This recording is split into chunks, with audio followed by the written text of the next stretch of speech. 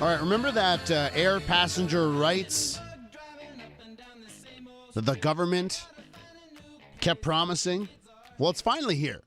We have these rights now as air passengers in this country. And as you head on a plane over the holidays, what do you need to know? Joining me on the line is John Gradek, faculty lecturer and program coordinator in aviation leadership. Let's start talking about why you're on here. Okay, if you're going to fly for the holidays, if you're getting on a plane Friday night, Saturday morning, and you got 2 weeks off, what do you need to know about your new rights? Well, the new rights really protect the passenger from the airline trying to make changes to your itinerary or trying to get you out of a seat that you think you have bought and providing you as a passenger with some compensation for the airline's mismanagement, as we would say. Now, so that mismanagement, and the airline wouldn't like to call it as mismanagement, but the airline basically look at overbooking airplanes, and they try to change gauge on airplanes and do all kinds of things to try to, optimize its operation. And while those things happen every day, there's now an implication. There's now a cost factor that is very real. That's in dollars, not in vouchers or anything else.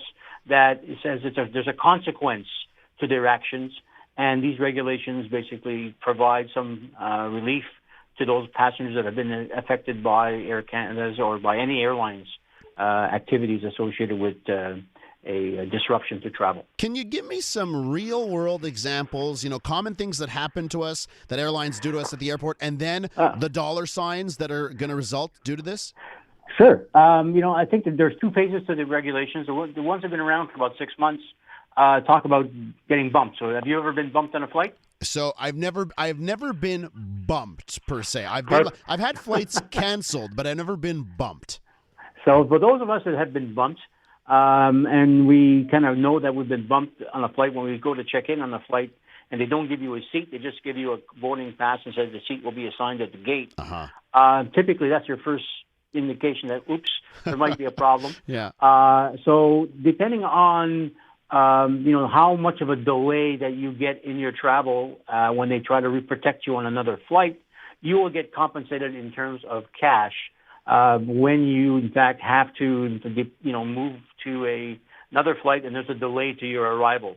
And that compensation can be fairly significant. You're talking about $900 if you're delayed from 0 to 6 hours. 6 to 9 hours, it's $1,800. And nine hours or more, it's $2,400. Wow. Cash. Now, John, what about? Are there any loopholes here that you are concerned about? I just got a question, by the way, on our text line here, and a listener writes this: I was coming home on vacation December 1st. I was delayed by 12 hours. And here's the catch, because one of the flight attendants had to be rushed to hospital. Am I entitled to compensation is the question from this listener. But are there big gaping holes when it comes to loopholes where the airlines can get around paying up? Yeah, the big loophole in this regulation, as compared to other regulations, similar regulations around the EU as an example, the airlines have got the ability to, in fact, deny you any compensation if it's basically for safety reasons, if it's for an operational delay, if it's for a weather delay, or something that basically makes the aircraft unsafe to fly. And, that kind of makes it a little tricky in terms of, who's going to make the decision as to whether that's something that's within the airline's control or outside of the airline's control. So on this particular situation, when you have a flight attendant go ill, you cannot fly the airplane because you're short of one flight attendant. So it is a safety issue. The question would be what was Air Canada's backup plan for that flight attendant? Because flight attendants go sick every day.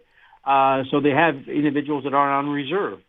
So if the individual, if Air Canada didn't have enough of a reserve, 12 hours is kind of crazy, right? 12 hours, it's sort of like, I understand being delayed a bit for this, but 12 hours at a certain point. That's called crew rest. It's probably because the flight was at a destination. I had one incident yesterday where a flight was going from Vancouver to Whitehorse, and the flight couldn't land in Whitehorse because the fog got diverted to Anchorage, and then they basically had to spend 12 hours in Anchorage waiting for the crew to get rest before they could get back to Whitehorse. So, there are safety requirements for flight crew that require them to get rest at the end of their day. And if you're getting close to the end of your day and you get diverted or you get to a situation where you cannot get replacement crew, the whole crew has to come down from operations and spend 10 or 12 hours waiting for their availability to do another flight. John, it's not uncommon. Sorry. John, I have to ask you, if something happens to you at the airport, let's say it's that bump scenario, do you have to file a claim immediately? Do you have to tell the airport there, like, hey, I'm filing a claim? How does that work, the process of actually getting your money?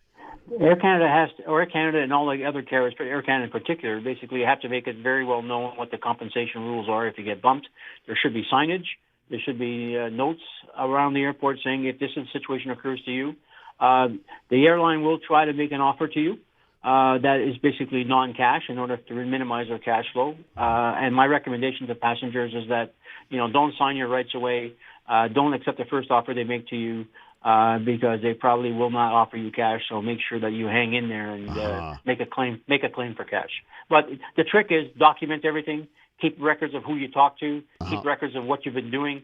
And if worse comes to worse, you go to the Canadian Transportation Agency, and they'll take 30 days to review your case. Document everything is such a really good point. Now, take out your phone, open up the Notes app, and start writing down exactly what happened to you. And take pictures with your iPhone. Yes, the pictures as well. Okay, and one last very quick question for you. Does this matter if I'm flying within Canada or internationally? It's all the same no matter what? All the same. Great. And it's flights to Canada, from Canada, or operating through Canada. So any airline operating in Canada will be subject to these new regulations. Hey, John, thanks so much for joining us. Really informative. Appreciate it. No problem. Elliot, take care. John Gradek from McGill University, also formerly with Air Canada, giving us the what's what, the who's who on new air passenger rights in this country.